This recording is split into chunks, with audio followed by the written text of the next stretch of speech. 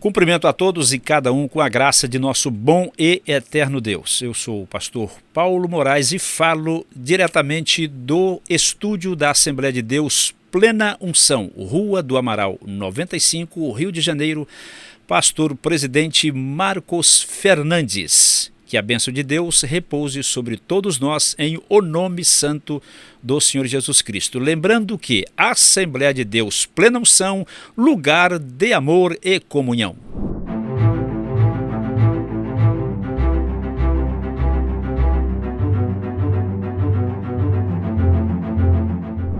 Cumprimento a todos com a graça de nosso bom e eterno Deus. De volta aqui de onde nós estamos, qual seja a Assembleia de Deus Plena Unção, Rua do Amaral 95, Andaraí, Rio de Janeiro, com mais uma aula de nossa Escola Bíblica Dominical, desta feita a de número 2, cujo título é Os Atributos do Espírito Santo, que são os seguintes. Em princípio, vamos apresentar os objetivos da lição. Primeiro, assimilar o que são os atributos de Deus. Segundo objetivo, compreender que o Espírito Santo compartilha os mesmos atributos de Deus.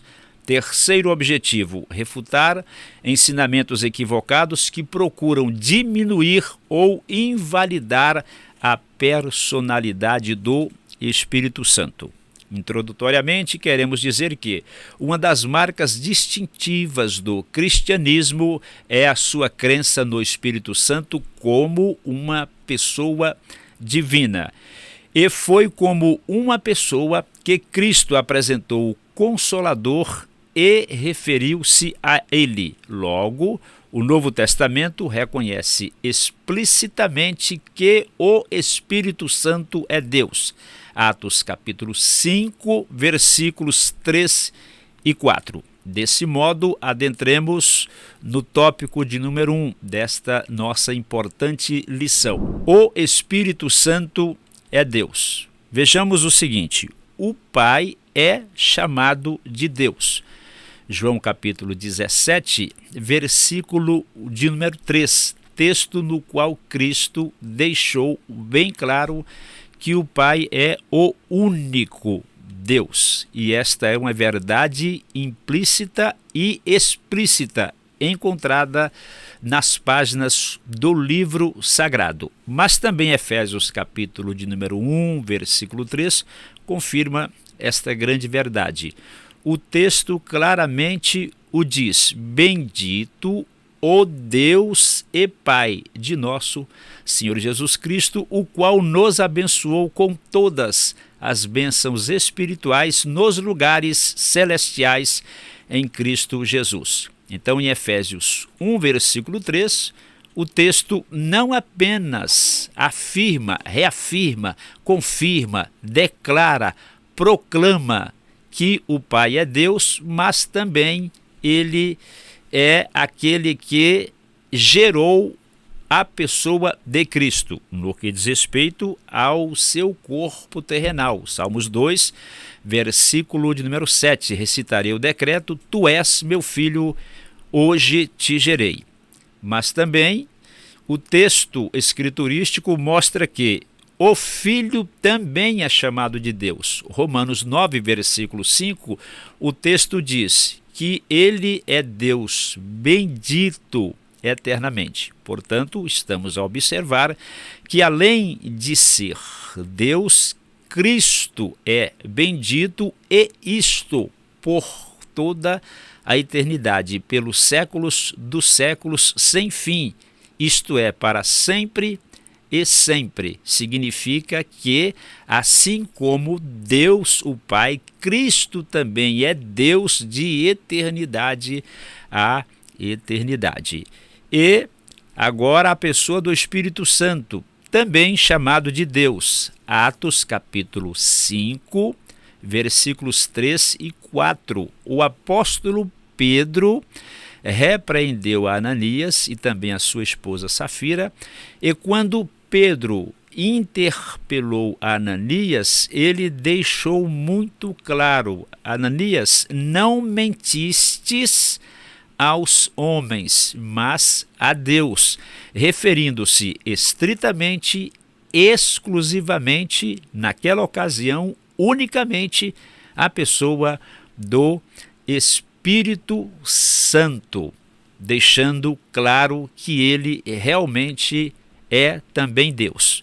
Desse modo, entendemos, pelo que diz o texto escriturístico, que o Pai é Deus, Cristo é Deus e o Espírito Santo também é Deus.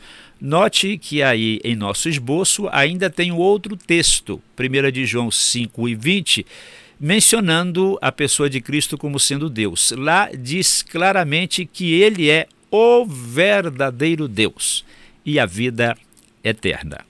O Espírito Santo é soberano. O que temos aqui? O Espírito pensa, conhece e sabe todas as coisas. Eu acho esse texto de 1 aos Coríntios, capítulo de número 2, extraordinário. Porém, eu estarei lendo apenas os versículos de número 10 e 11. Repetindo, 1 aos Coríntios, capítulo de número 2, versículo 10.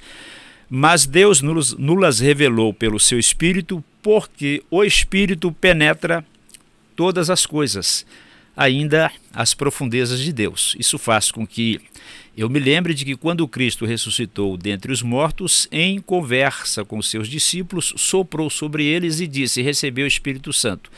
E neste mesmo contexto, os discípulos disseram a Cristo: agora sabemos que tu sabes tudo, ou seja, sabes todas as coisas. Quer dizer que tu és onisciente. E aqui o texto está a dizer, repetindo, 1 Coríntios 2 e 10, que o Espírito penetra todas as coisas.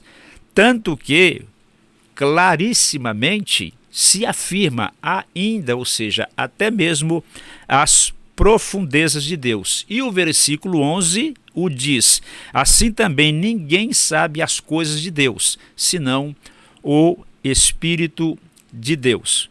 Este texto, portanto, está mostrando que o Espírito Santo, ele pensa, conhece todas as coisas.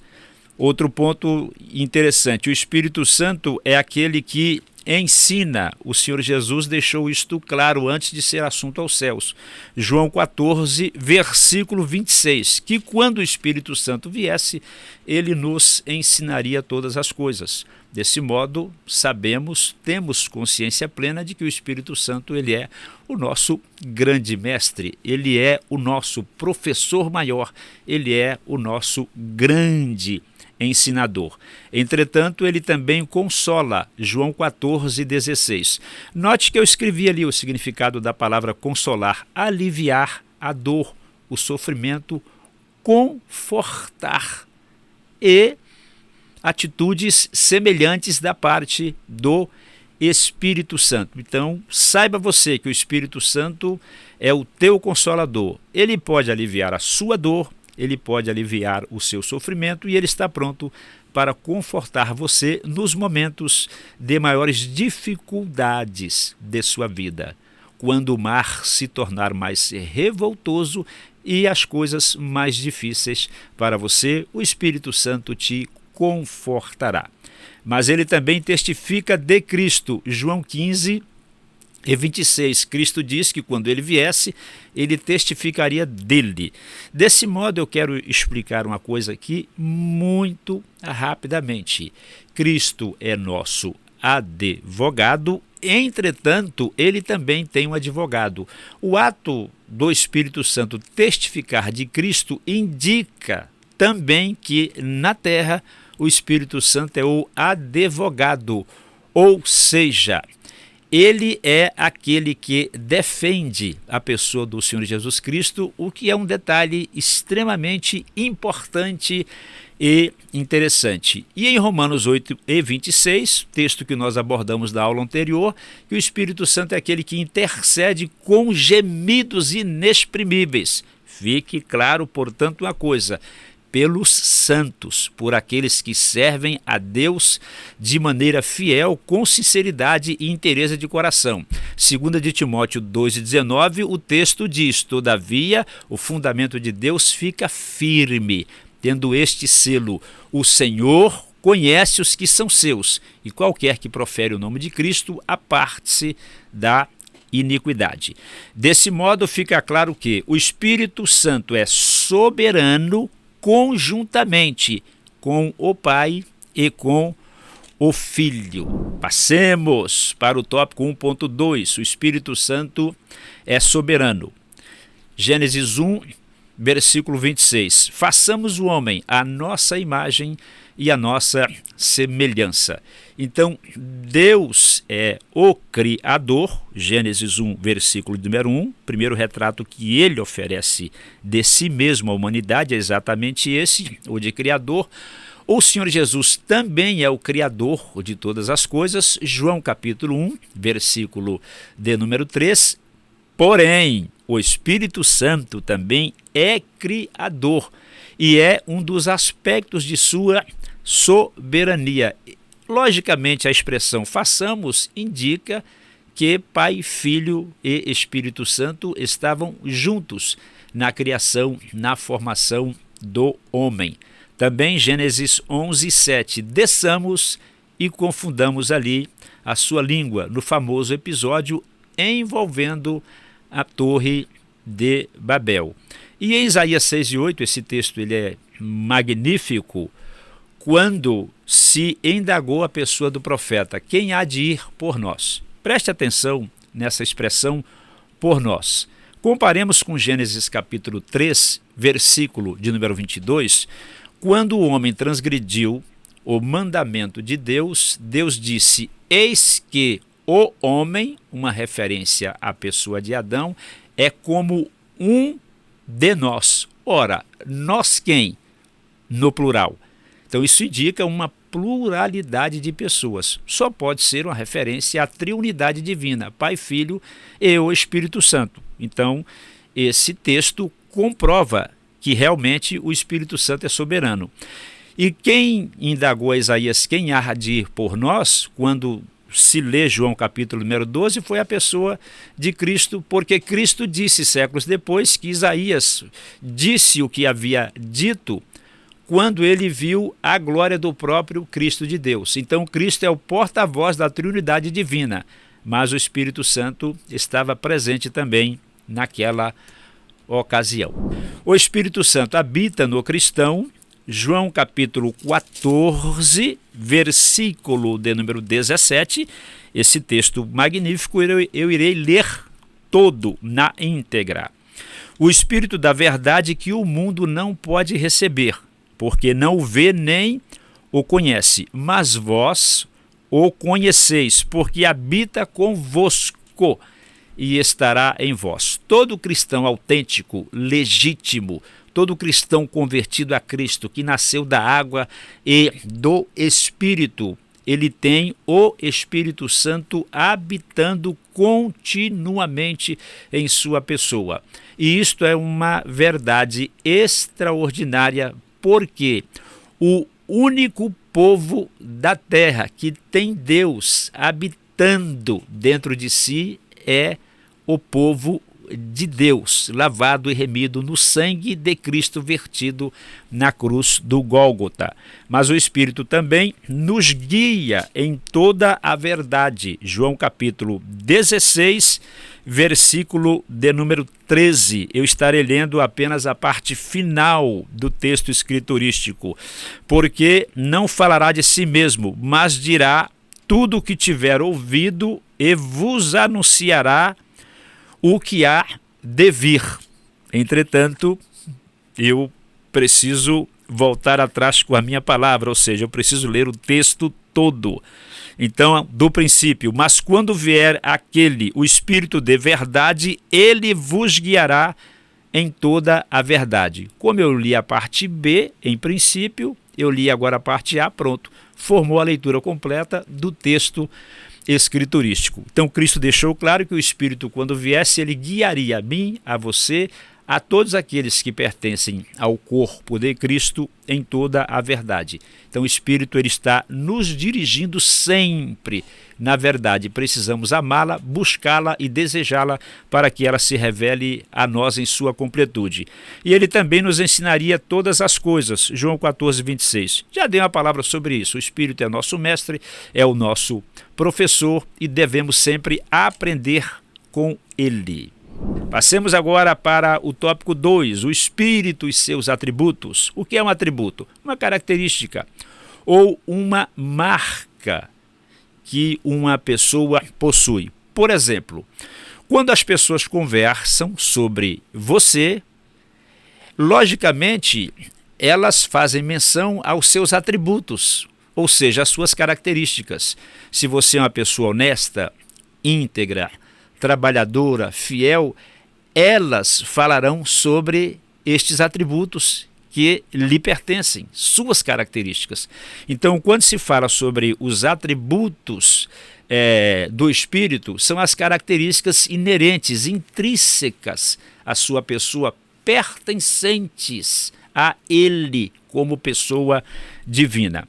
Então vejamos primeiro seus atributos incomunicáveis. Ele é Deus, Atos 5, 3 e 4.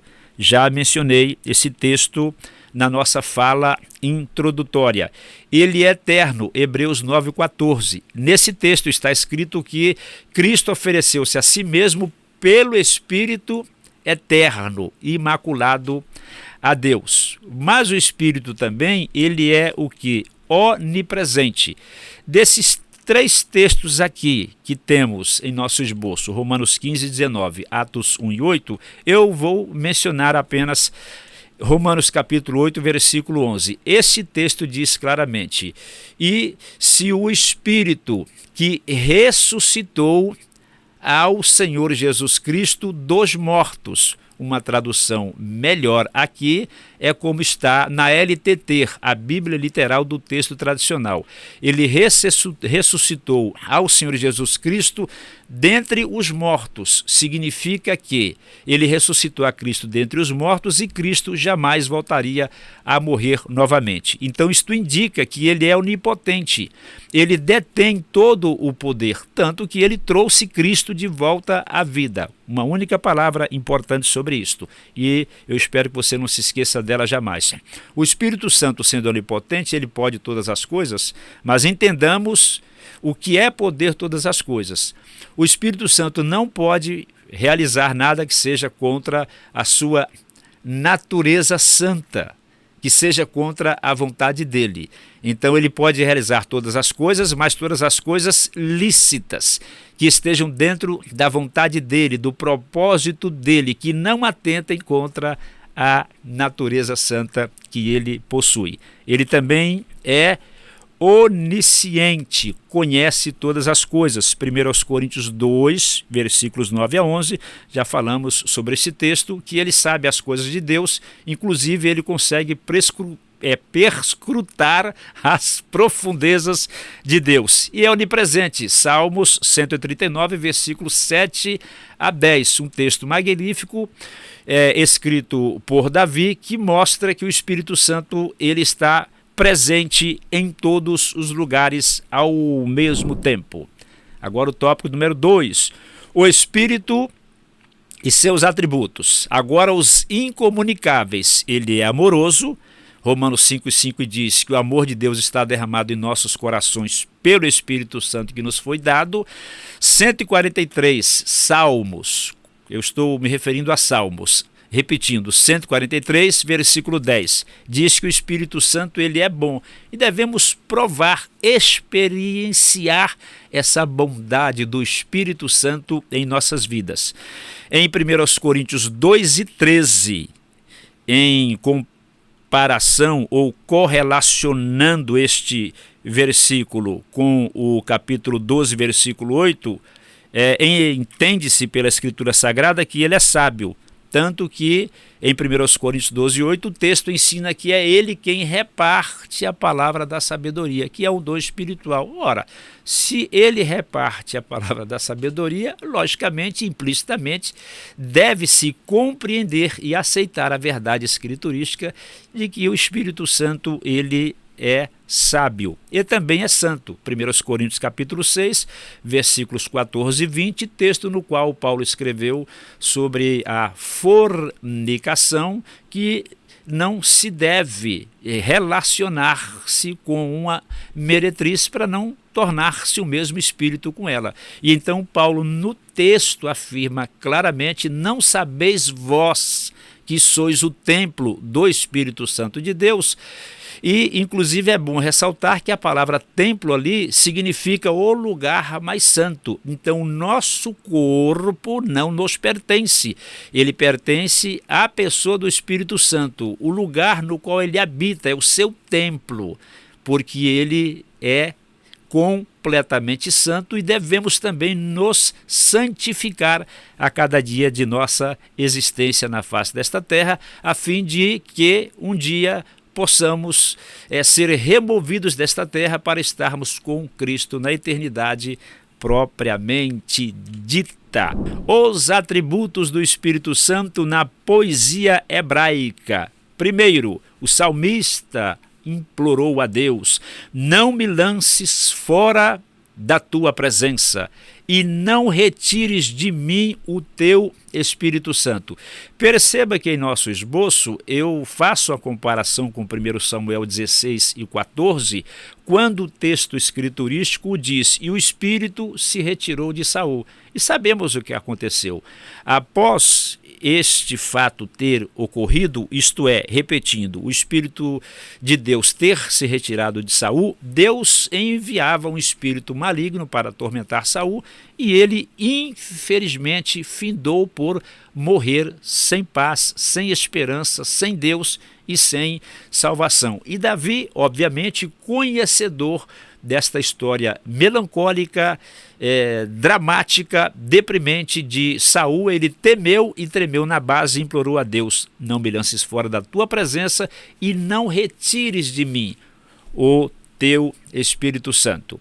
Exemplo número 2, o salmista também indagou, quer dizer, perguntou, interpelou, inquiriu a Deus: para onde me irei do teu Espírito ou para onde fugirei de tua face?